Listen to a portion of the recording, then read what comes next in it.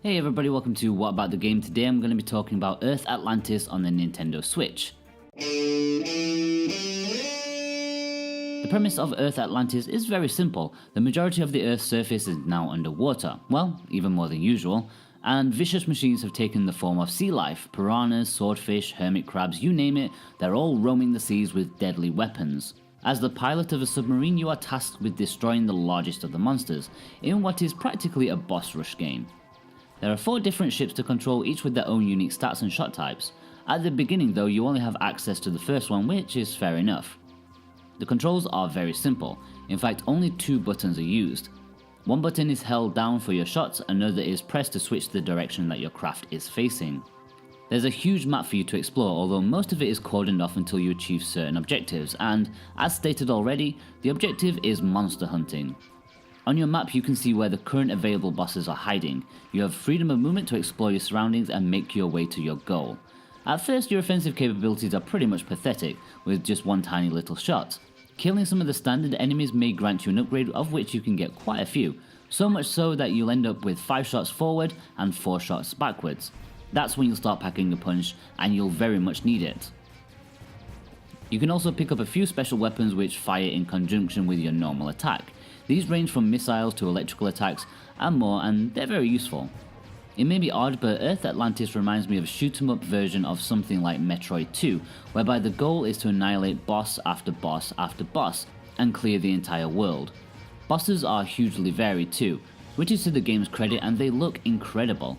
With the standard enemies you can play the game almost mindlessly, but with the bosses it's full on action where intense concentration is needed. I loved fighting the bosses.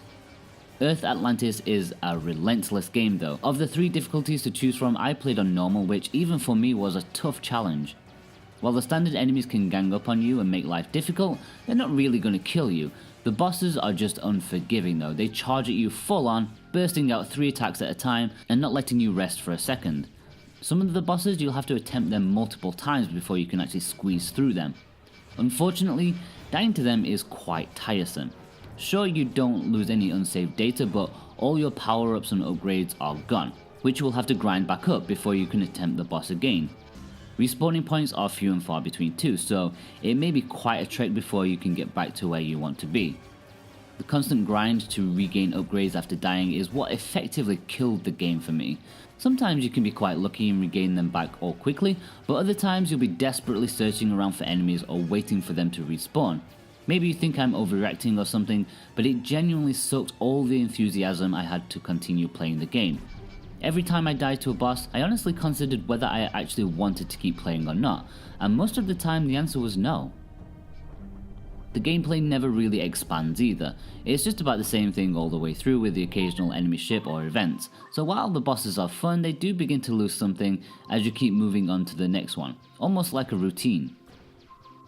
The art style is what originally struck me about the game and drew me into wanting to review it.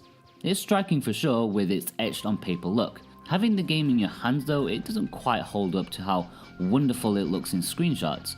It is clearly a 3D model game with a filter put over it. Maybe that's doing it a disservice, but it's nowhere near the beauty I thought it would be in motion. It's still an interesting style though, and I appreciate that they've tried something a little different. Overall, Earth Atlantis is a decent attempt at a shoot 'em up adventure game, but it misses the mark a little. It doesn't do much in terms of gameplay mechanics, as it never really expands beyond its premise, but the core stuff is done well. With bosses being a large part of the experience, it's nice to say that they've been done great in terms of variety, but punishment for dying is just a tedious grind of getting all your power-ups back just to face the boss again. It really sucks the fun out of the game for me, which is a shame because Earth Atlantis could have been something really awesome. If you can put up with grinding for upgrades again and again, I'm sure you'll love Earth Atlantis, but for me, it sadly made the game more of a chore than something fun. Okay guys, if you've enjoyed this review, then be sure to click that subscribe button because that would help me out so much. And also, how about giving it a quick like? If you want to read the full review of Earth Atlantis, then head over to whataboutthegame.com where you can read it there, and you can follow me on Facebook and Twitter if you want to. All the links are below. Thanks guys, bye bye.